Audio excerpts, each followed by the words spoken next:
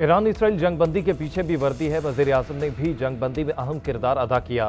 वजीर दाखिला मोहसिन नकवी ने कहा कि भारत के किसी मिसाइल से किसी को नुकसान नहीं पहुंचा।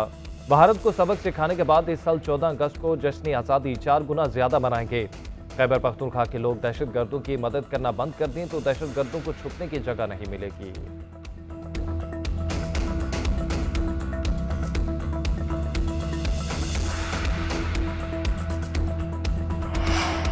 वजीर आजम शहबाज शरीफ 2 रोज़ा सरकारी दौरे पर अजरबैजान पहुंच गए। अजरबैजान के वजीर सकाफत और पाकिस्तानी सफीर ने इस्तकबाल किया। वजीर आजम बाकू में इक्तिसादी ताउन तंजीम के सरबराही इजलास में पाकिस्तान की नुमाइंदगी करेंगे।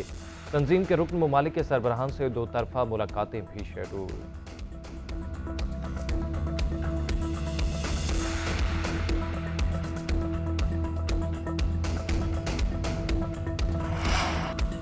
खैबर पख्तूनख्वा में वज़ीर आला अली अमीन गंडापुर के खिलाफ तहरीक अदम एतमाद की बाज़गश्त ज़राई। गवर्नर हाउस का दावा है कि जल्द गवर्नर हाउस में हुकूमत साजी की मुहिम का बाकायदा आगाज कर दिया जाएगा। वज़ीर आज़म और गवर्नर की मुलाकात में खैबर पख्तूनख्वा में अपोजिशन इत्तेहाद से मिलकर हुकूमत साजी पर गौर किया गया। वज़ीर आज़म ने गवर्नर और अमीर मकाम को मौलाना फजलुर रहमान से मुशावरत का टास्क दे दिया। खैबर पख्तूनख्वा असम्बली में हुकूमती इत्तेहाद को 92 अरकान की हिमायत हासिल है। अपोजिशन जमातों के मजमूई अरकान की तादाद 53 है। जमीयत उलमा इस्लाम 19 नशिस्तों के साथ केपी असम्बली में अपोजिशन की सबसे बड़ी जमात है।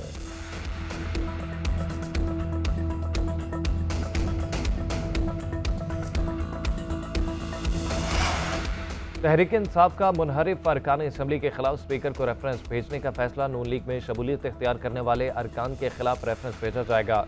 असद कैसर कहते हैं कि 26वीं आईनी तरमीम के मौके पर अरकान ने पीटीआई की पॉलिसी से इख्तलाफ किया। 26वीं आईनी तरमीम में वोट दिया। पार्टी को कहा कि 4 अरकान के खिलाफ नाअहली का रेफरेंस स्पीकर और इलेक्शन को भिजवाया जाए। 4 अरकान में चौधरी उस्मान अली, मुबारक ज़ेब, औरंगज़ेब खिची और ज़हूर कुरैशी शामिल। GNN का औरंगज़ेब खिची और ज़हूर कुरैशी से राब्ता, औरंगज़ेब खिची का मौक़िफ़ देने से गुरेज।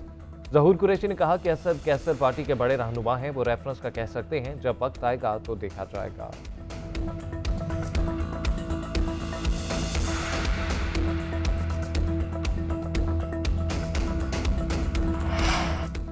पंजाब असम्बली में अपोजिशन को हंगामा आराई महंगी पड़ गई। सुन्नी इत्तेहाद काउंसिल के 26 अरकान पर नाअहली की तलवार लटक गई। स्पीकर पंजाब असम्बली ने सुन्नी इत्तेहाद काउंसिल के मुअत्तल अरकान के खिलाफ नाअहली रेफरेंस जाहिर कर दिया।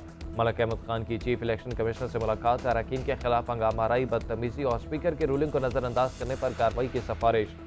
स्पीकर मलक अहमद खान कहते हैं कि आइन की खिलाफ वर्जी किसी सूरत बर्दाश्त नहीं की जाएगी। गिरेबान पकड़ना और गालियां देना जमहूरियत नहीं बल्कि जमहूरियत दुश्मनी है।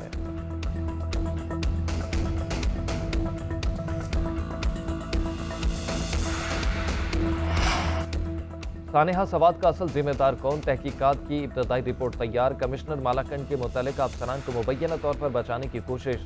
तमाम तर जिम्मेदारी सयाहों पर डाल दी। रिपोर्ट में इंकशाफ किया सानेहा सवाद से पहले दरिया का रुख मोड़ा गया था। दरिया के हिफाजती पुश्तों की मजबूती की वजह से रुख मोड़ा गया। सिक्योरिटी वार्निंग्स के बावजूद सयाह दरिया के अहाते में दाखिल हुए।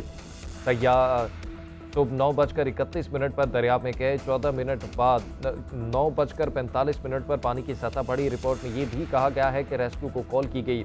मुतल्लिका हुकाम 20 मिनट बाद 10:05 पर बाकी की जगह पर पहुंचे। 7 दिन गुजरने के बावजूद सियालकोट के अब्दुल्ला की लाश न मिल सकी।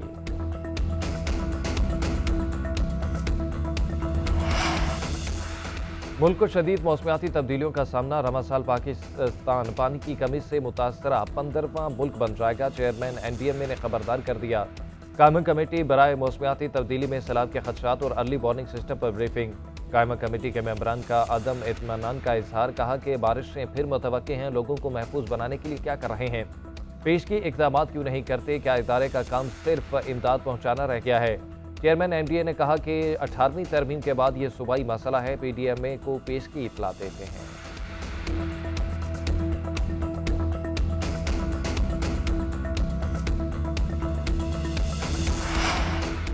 रूस और यूक्रेन के दरमियान जंगबंदी की कोशिशें। अमेरिकी सदर डोनाल्ड ट्रंप का रूसी सदर व्लादिमीर पुतिन से टेलीफोनिक रब्ता। ट्रंप का यूक्रेन जंग के जल्द खात्मे की जरूरत पर जोर। पुतिन का अमन मुज़ाकरात जारी रखने के लिए रजामंदी का इजहार। कहा मास्को यूक्रेन में अपने मकासद से पीछे नहीं हटेगा, मगर इसकी तवज्जो उन असबाब के खात्मे पर मरकूज है जिन्हें वो इस तनाज़े की जड़ करार देते हैं। रूसी सदारती मुआवन के मुताबिक रूस सियासी हल के दरवाजे बंद नहीं कर रहा, बातचीत के जरिए इस तनाज़े को खत्म करने का ख्वाहां है।